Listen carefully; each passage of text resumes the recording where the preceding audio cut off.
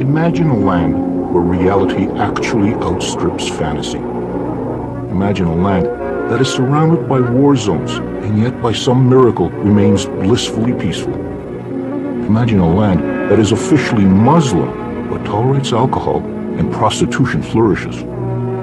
Imagine a city that has emerged almost overnight out of the desert like some mirage built by the sweat of indentured workers. Imagine a place like no other.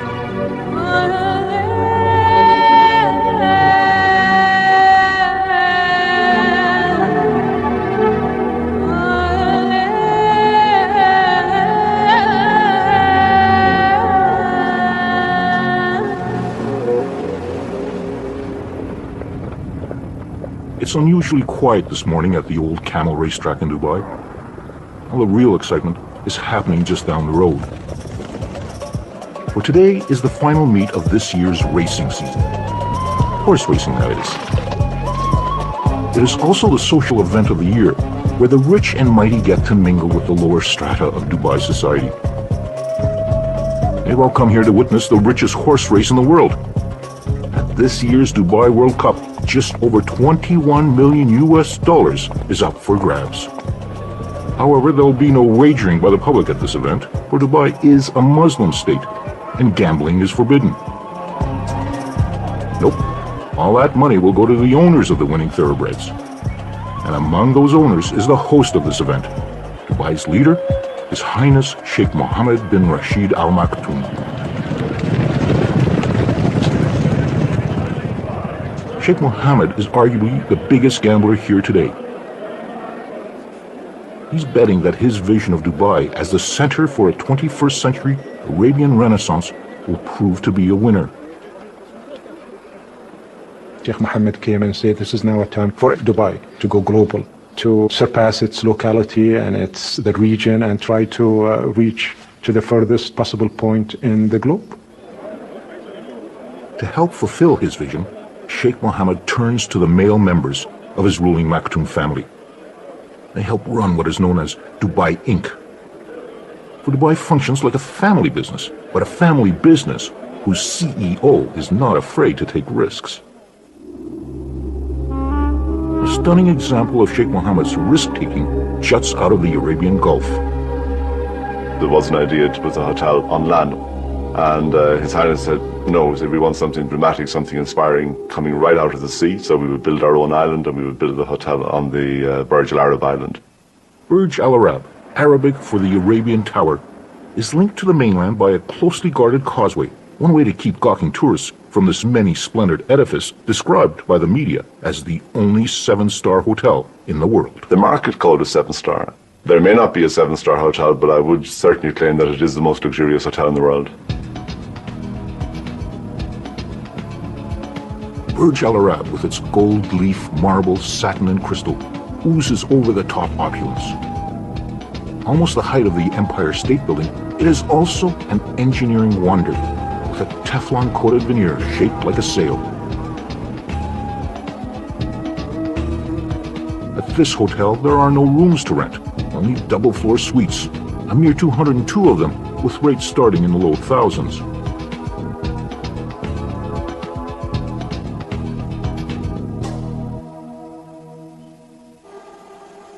Everything is done to pamper the hotel guests. From the personal butlers who are on call 24 hours a day, to a fleet of hotel courtesy cars. Well, not just any fleet, for after all, this is Sheikh Mohammed's very own dream hotel. Sheikh Mohammed said they have to be white and they have to have blue interiors. So you will notice all of our Rolls Royces, I think we have 16 of them now, including the new Phantoms. They're all white and they all have blue interiors, and that will be very much continue to be the hallmark of the Burj Al Arab long into the future.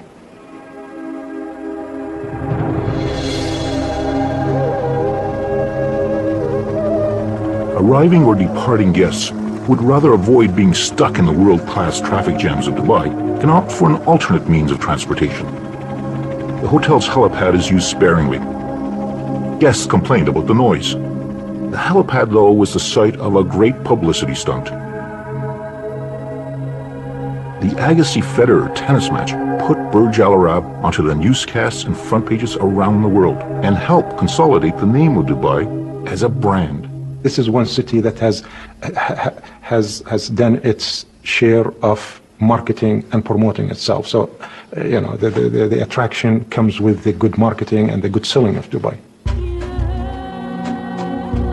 Dubai's biggest promoter and ruler, Sheikh Mohammed bin Rashid Al Maktoum, is the latest in a line of the Maktoum family who've reigned over this place. The Maktoums first arrived at this tiny port town more than a century and a half ago, and through most of that reign, there wasn't much about Dubai worth promoting. Well, going back into history to the 1950s, the place was radically different from what it is right now. It was just a simple city of no importance at all.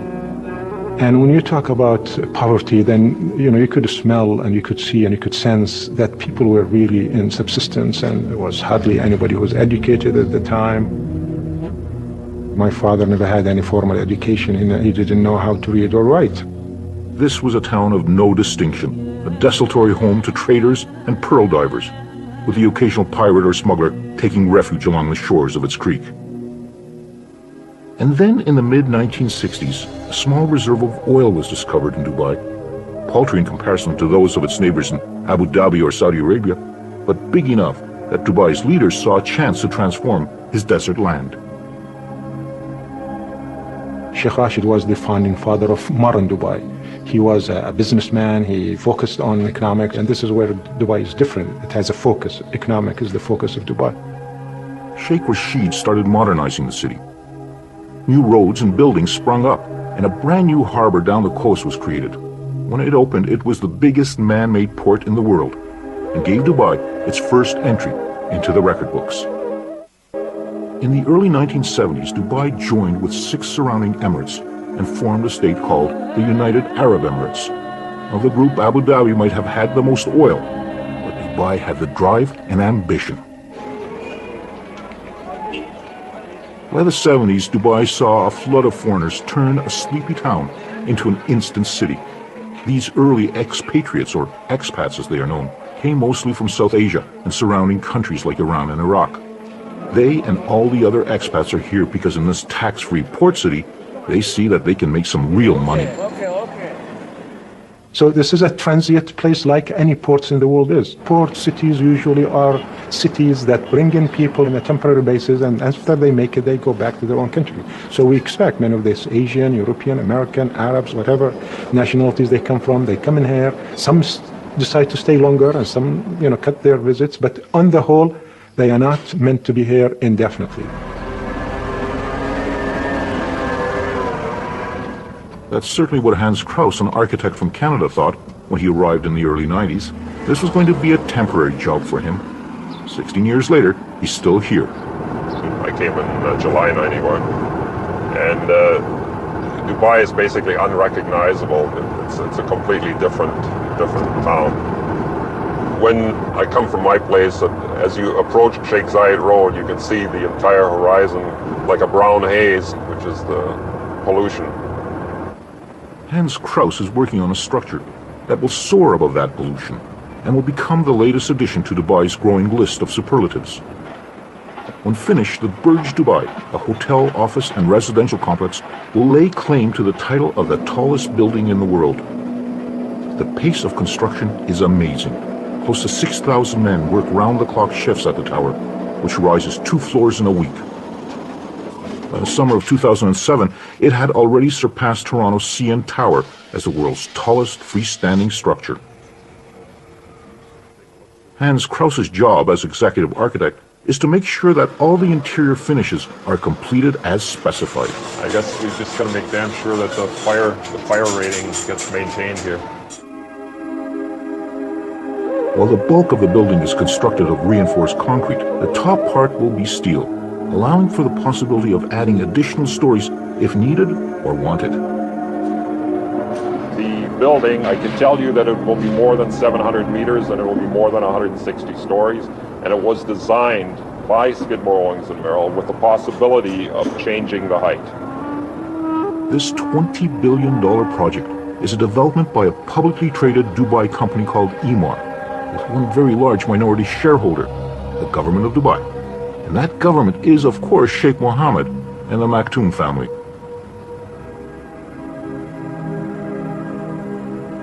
Even before the first level of the Burj Dubai was completed, virtually all the apartment units were sold out in 2 evenings. Investors wanted to buy streets which EMAR did not permit. Investors were limited to maximum 2 floors. And I believe like a 2-bedroom apartment, I'm not sure what the going rate is. I'm sure it's got to be $1.5 million somewhere in there. EMAR, not satisfied with just having the tallest building in the world, has gone after another record, the world's biggest mall. Dubai Mall, a 12 million square foot monster, will dwarf the 30-odd malls already in business in Dubai, including the city's current favorite, the iconic Mall of the Emirates.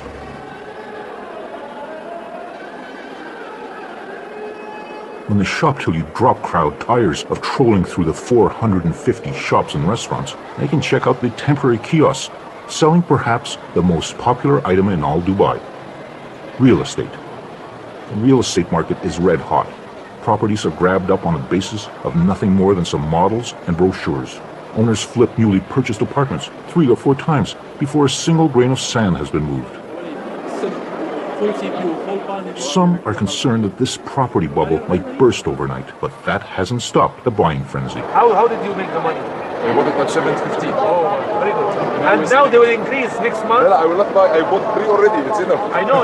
No, I mean, next month they will increase 5%. Yeah, I know. In 2 days. Dubai is known as one of the fastest growing cities in the world. This massive urban development is driven by Sheikh Mohammed's decision to turn Dubai into a hub for finances, services, and especially tourism. And here at the Mall of the Emirates, one of the biggest tourist attractions is its indoor ski hill, kept at a steady -2 degrees Celsius, even as temperatures outdoors might soar into the 50s. There are plans to open another ski hill, which will not only be the world's largest, but its slope will revolve.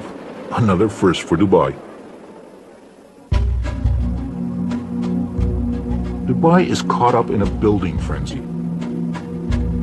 Something like 1/5 of the world's construction cranes are here on this piece of land that's smaller than Canada's Prince Edward Island. While the construction cranes of the giant building developer EMAR jostle for space in the skies over Dubai, there's another development company jostling for other bragging rights in this land that craves superlatives. A company known as Nikhil is behind the extraordinary man-made island developments visible from space as they emerge out of the Arabian Gulf. It is a construction conglomerate that is ultimately owned by Sheikh Mohammed and the Maktoum family. Yeah, that's exactly. So we can actually Among the senior management at Nikhil is a Canadian. Robert Lee was recruited from Vancouver, where he worked on some of that city's largest property developments. The biggest difference that anybody goes through when they first come here is a sense of timing. The typical real estate development in North America and other places would take between 5 to 10 years. Here, it's 3 years. So everything you do is a lot compressed, and you got to do it fast. As quickly as building plans are announced, they are gobbled up by voracious buyers, eager to indulge in Dubai's real estate banquet. And by far the most coveted properties are those that have some view of the sea. If you look at Dubai from one end to the other end, it's about 65 kilometers of shoreline. That's it. So the mandate was to create additional beachfront land because water is considered life. So we have this. In the beginning, we actually created an island like this. I was like, hey, this looks great. But what we've been mandated is, no, create the land that has a maximum linear frontage of water. So do it this way. So what doing this way, you actually create waterfront real estate that's much greater than anything you can imagine. Sheikh Mohammed was behind the plan to move desert rock and sand to the sea. Another plan was to move the sea to the desert. Although it's middle of the land, the developer Nikhil has pumped seawater into this area, and every house actually has a waterfront view. One of those houses with a waterfront view belongs to Robert Lee. When this house was first marketed, this was just nothing but desert, and it was marketed about $700,000. We're sitting on a 1/4 acre. House is about 5,000 square feet, so it's considered estate lot. Now it's about $2.5 million in 3 years. 27. So what's so cold about it? I think there is a overriding feeling from people who are coming here and saying, this is just temporary place. I am here just to make money, 2, 3, 4, 5 years, and I'm going to be out of here. When my bank account reaches a certain level, that's it, I'm back. For many expats, Dubai is like some kind of economic oasis, a place to stop briefly, replenish the bank account, and then move on. Sometimes I feel somewhat lonely and then think about our families in Vancouver. So my heart is always in Vancouver. I really want to go back. Yeah. That's why we go back every summer. I really want to go back for good. Yeah. My time is numbered.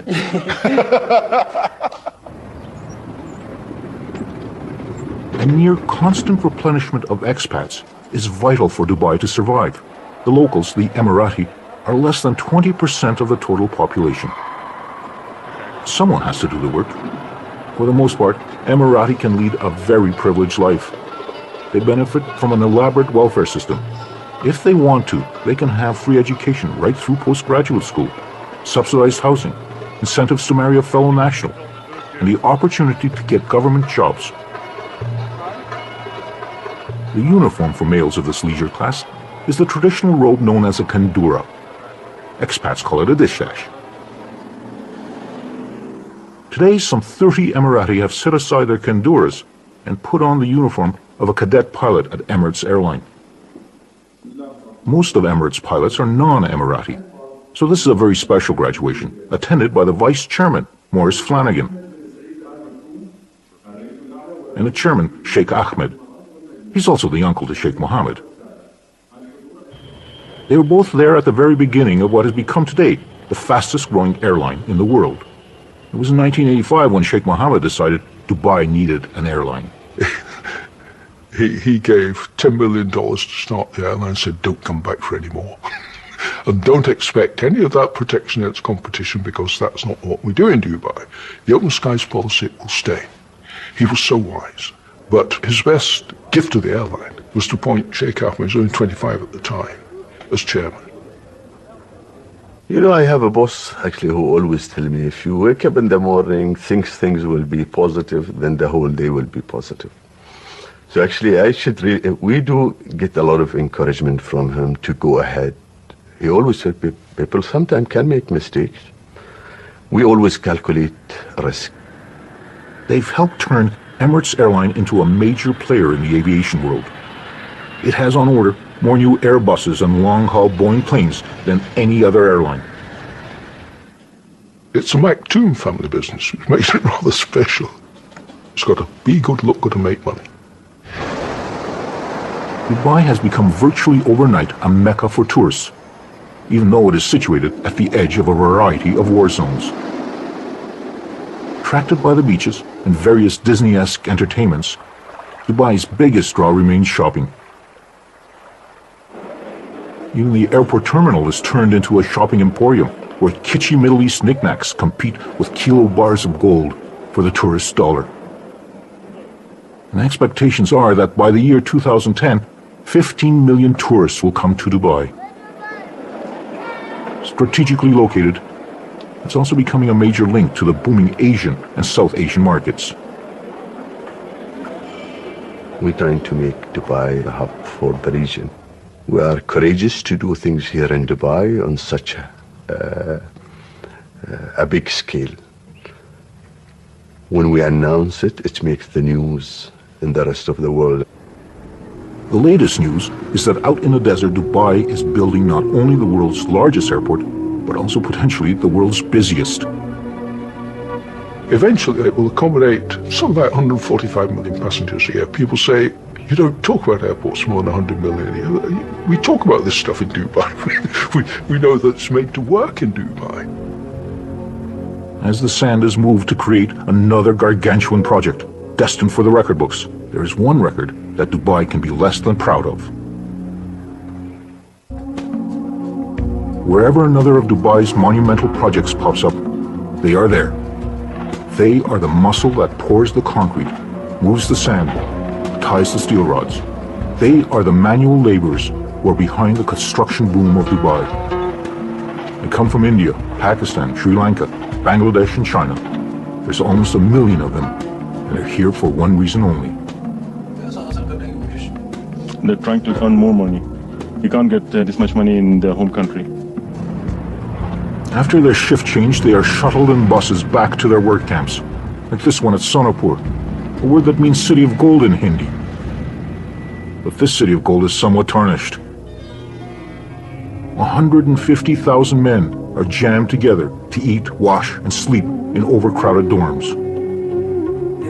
He wakes up at 4:30 in the morning, cooks his breakfast, and by 5:30 takes a shower and all gets ready. By 5:30 they start for their work site, and the whole day he works out there. By 6 o'clock and starts back for home, and the time they reach home, maybe sometimes 8 o'clock.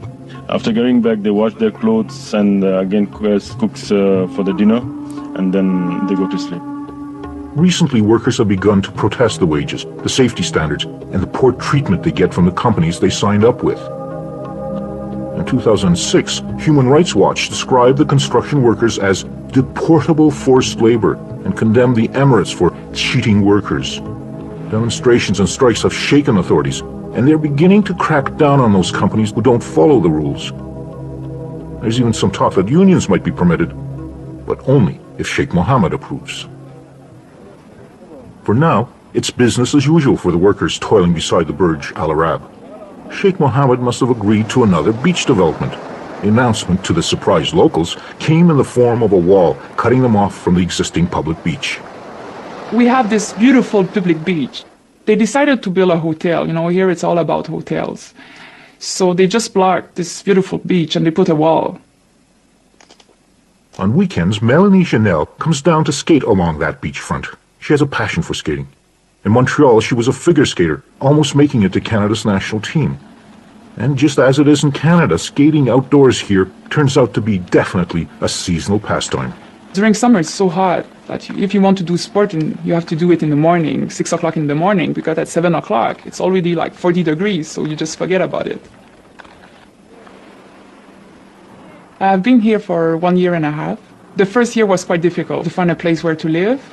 I rented a villa not really far from the beach, and I have 4 roommates. We are 3 Canadian, 1 French guy, and 1 British girl, but all engineers. It just happened that, we just get along, so we decided to live together. Melanie works as an engineer, debugging computer glitches connected to piloting helicopters. It often requires some hands-on testing. When I want to test my system or the new fix I did, I need to fly it. So that's the reason, a bit of practice, and I learn a bit by myself. I never flew in a real helicopter, never. Maybe one day.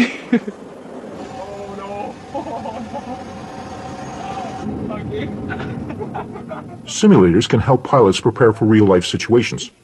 But there's no simulator that prepares expats for the realities of the Great Divide between them and the local Emirati. At my work, there's no Emirati. Yeah, there's just no opportunity to meet them. The culture is different. Yeah, they are different. Adding to the cultural divide is a slew of local rules expats are expected to know and follow. So they have a lot of regulations for us, which is normal, all these strangers coming to your country. So we need a permit for the alcohol. Everything, we need a letter from our company. And they mention about our salary. For the alcohol permit, depending on your salary, you can buy a little bit more per month. So you get a high salary, okay, you can get drunk a lot. But this is also a land which has Sharia law. And it's not just Muslim women's rights that are affected. It's not easy to be a woman here, and especially single. So what I do sometimes, like everything about car, about the bank, or if I have any trouble, I call my colleagues and they help me. So they just pretend that they are my husband. So I do that often, yeah. Like here, the culture, the Arabic culture and the Indian culture, they see women differently. And I want to know more about their culture, and especially the women, because it's more difficult to talk to them. You don't see them often. You see them at the shopping center. Otherwise, on the street, they're just in the car and they just don't see inside. We have to understand, we are in a Muslim country, but it's okay. At the home of Alia Al-Shamsi, it's not uncommon to find her in the traditional Dubai black gown known as an abaya. We wear whatever most women wear, but with just the black on top. We wear it for cultural and heritage reasons. This is part of our identity. A few people think, oh, they're oppressed and this is not a good thing, and why do I see it like, why not? I'm living here. It's part of the culture. And it's a nice thing to show that this is what Emiratis wear. We want to hold on to our culture, but we can't really live that kind of life our grandfathers had because obviously everything has changed. Alia has chosen to pursue a career in what was traditionally a profession only open to males. When I first said I want to go into photography and I want to become a photographer, they looked at me like, are you mad? Are you crazy? What kind of future can that give you? Working as one of the first professional female photographers in Dubai does have some advantages. I know the people, and being a national makes it a lot easier on me. So I can go into places, I can talk to people, and I can gain their trust. Especially being a woman, I've actually noticed that I gain their trust because I walk into a house, I walk into a home, and I'm not a threat. I'm not seen as a threat. I'm a tiny little girl with a camera, and so they tend to relax. Smile, Betty. The newest generation of Emirati is not satisfied with following stereotypes. Ahmed Ben Shabib, along with his twin brother, have started Dubai's newest lifestyle magazine called Brown Book.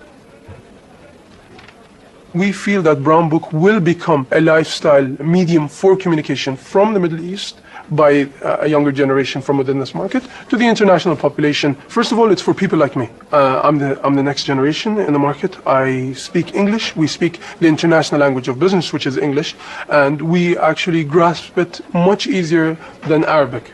And we want it to go global. We want it to go international. Their other new enterprise is certainly a lot less global in scope.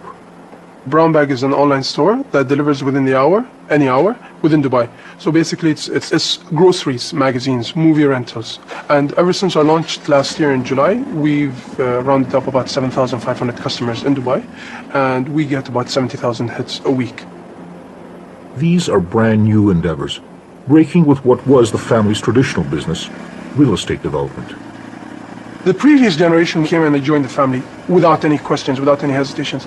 I think we face, as a second generation, a frustration of breaking the norm, whether it be socially breaking the norm or in the business life.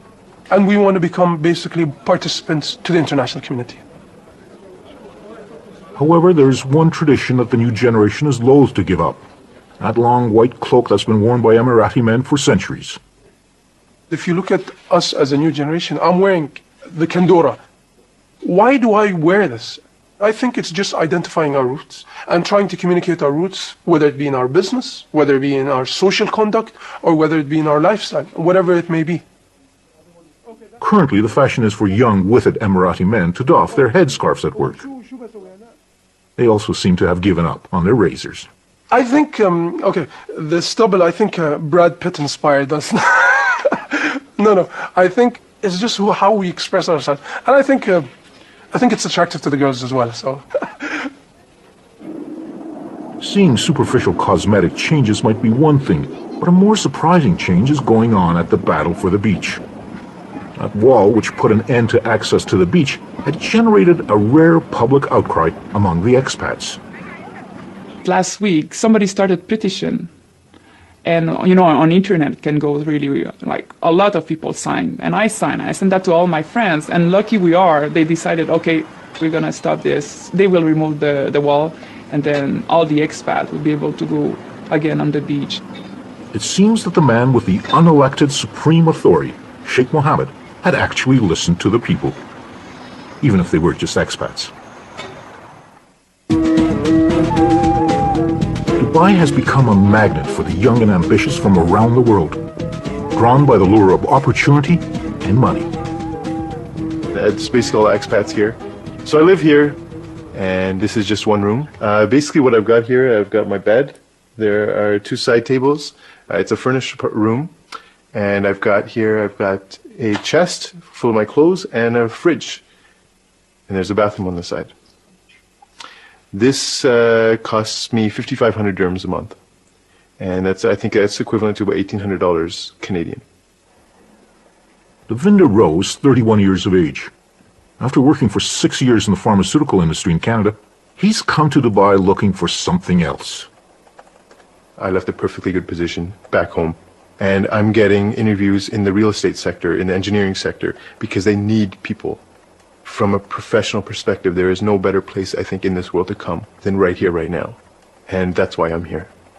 People come here when they're single, they can take a chance. They can take a chance on their career, on their professional life, and their personal life. People come here for 2 years, 3 years, and they want to go home. So they work very hard here, but they play very hard. And it's amazing. It's extremely expensive. They're out and about, meeting people at the same time. They realize that they're going to go back to a regular life. It is a hedonistic lifestyle. Money is one side. The other is how attractive you are. And if you're not decent looking, then you don't represent a good image for any company. Apparently now all these plastic surgery, everything is moving here. Everybody's good looking. You go out to the bars and everything, everybody's fit because people are so conscious of what they look like. I find everybody is attractive, except me. With so many South Asians working and living in Dubai, a place that some call the best-run Indian city in the world, Devinder should by rights fit right in. I'm visibly Indian, visibly Sikh. People treat you a different way. You go into the shopping malls, you go into the stores, and you're always the second to be attended to. If there's a local in the area, then they're always the first to be, helped. One time I was ordering food, and the food was basically right at the front, ready to go. He was going to bring it to my table, and a local came in, said he can't be served before I am, and kind of moved me aside, and he sat down. They didn't give me my food. They couldn't give me my food until he was served and eating. The Emirati are acutely aware that this tsunami of foreigners is having a profound impact on them and their lives.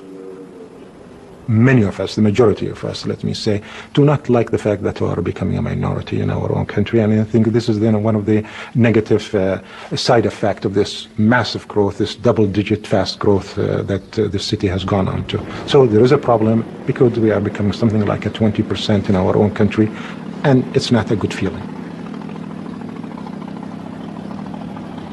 Many nationals, they would feel that they are strangers on their own land, especially if they go to the old quarter market. If you go sea of different nationalities, an Arab wearing a traditional cloth will be just a drop in that sea. Some of the aspects also that affected the cultures, the moral behaviors. One would see if he's going with his family to the seaside, that there are certain ways of dressing that are not suitable and contradicts with our religion, with our culture, but it is there. We feel sad that no one says anything about it. It's all the more difficult to speak out since Sheikh Mohammed has decreed that one of Dubai's current priorities is tourism. If you want to be a tourist hub and you want to be a tourist center, you have to provide, the niceties of life. And I think that's just part of it. Anywhere you go, Dubai or London or any big cities, there are, nightlives and there are good lives and there are, it's the soft side of life. And you have to, to attend to that too. With the exception of drugs, internet porn, and drinking and driving, Dubai seems remarkably tolerant of most vices found in the West, including prostitution. But not everyone is happy about it. Of course, it's an offense to see a prostitute either walking in the street or being in the hotel, or dressing or calling her clients publicly, and it's outrageous to find such a thing in Arab and Muslim country. One nightclub had become particularly notorious. Every night, up to 600 women from former Iron Curtain countries in Asia, officially here as kindergarten teachers or domestic help, would show up to work the night shift. No one is saying why it suddenly closed its doors, but prostitution continues to thrive, even though it is officially illegal. And if that's what attracts the expats and what makes them feel comfortable, and if that's their business and if that's what they want to do, so be it, This is not an invitation for the Muslims to be corrupted. If they don't want to touch these places, there are plenty of mosques, there are plenty of prayer places that you could go to. So you don't have to go to the bars and to the nightclubs and to the what have you, So I think this is a place that have recognized that diversity is essential. Non-Muslims are allowed to practice their religion. Virtually every Christian denomination has a house of worship. There's even a temple that Sikhs and Hindus use, but still no synagogues. And it's still officially forbidden to enter the country using an Israeli passport, although there are no prohibitions against Jews traveling to Dubai. This is also an experiment in social tolerance. People that don't get along with each other outside, they come in here and they get along with each other extremely well. A rich brew of war, instability, and terrorism bubbles in the region that surrounds Dubai. This is a region that is very volatile. This is a region that is full of crises. Why Dubai has stayed out of it, that's, a miracle of a sort, and I hope it stays that way. I hope nobody comes and tampers with the security and the safety and the stability of this place. The American carrier battle groups that patrol the Arabian Gulf around Iran and Iraq have made Dubai a regular port of call for servicing ships and shopping sailors. Its importance has even been publicly recognized by a prominent supporter in Washington. They are a key partner for our military in a critical region. And outside of our own country, Dubai services more of our military ships than any country in the world. The American president and the American Navy might think of Dubai as a trustworthy ally, but the American Congress had a different idea, with shocking results for Dubai. World. Deal.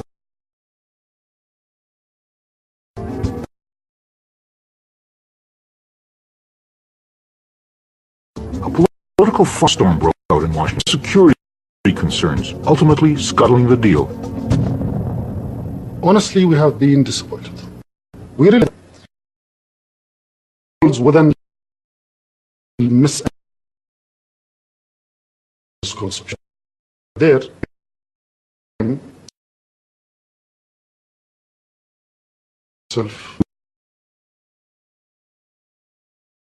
US.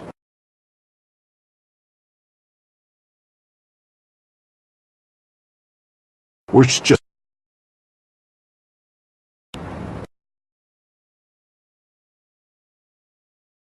officers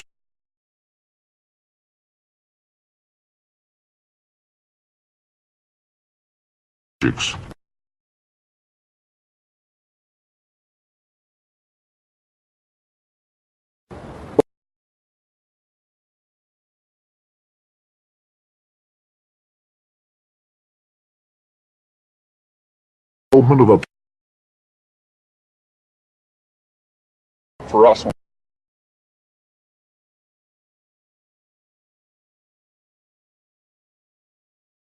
Marina.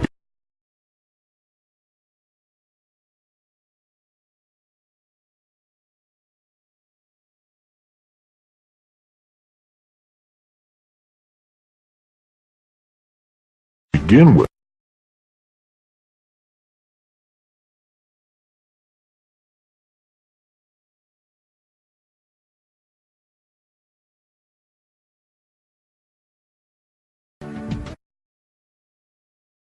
whatever is because was the ruler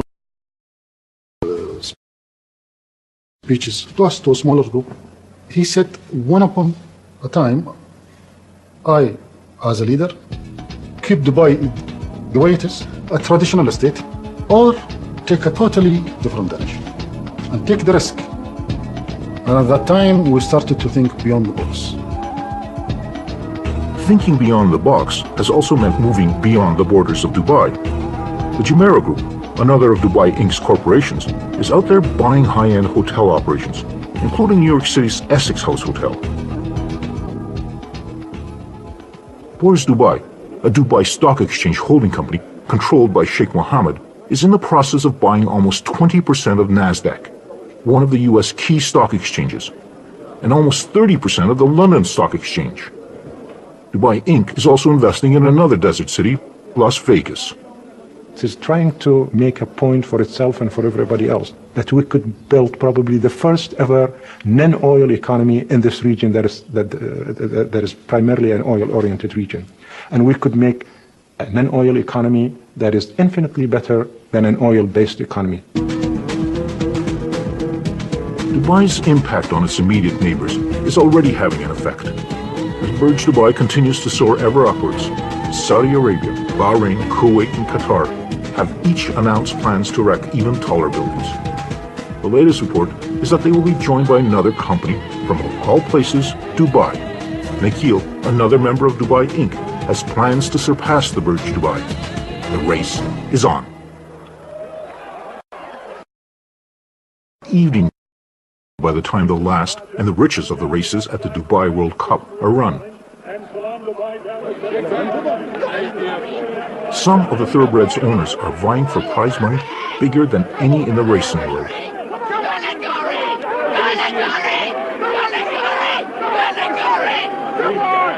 But Sheikh Mohammed is betting on something even bigger, a city-state unlike any in the world today. I think this is the kind of tolerant, modern, acceptable Islam that prevails in here. And this is Islam that goes along well with modernity, goes along well with globalization, that is not extremist or fundamentalist in any way, and I hope this is the kind of Islam that is spreads around. Whether this Dubai is really an economic and social miracle, or merely another desert mirage, depends on Sheikh Mohammed's acumen and continued good fortune.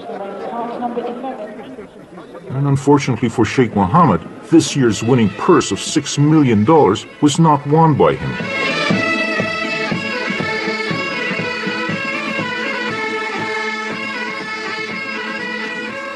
However, the money will stay in Dubai, for tonight's big winner just happens to be Sheikh Mohammed's brother. One way or another, Dubai Inc. looks like it's still on a winning streak.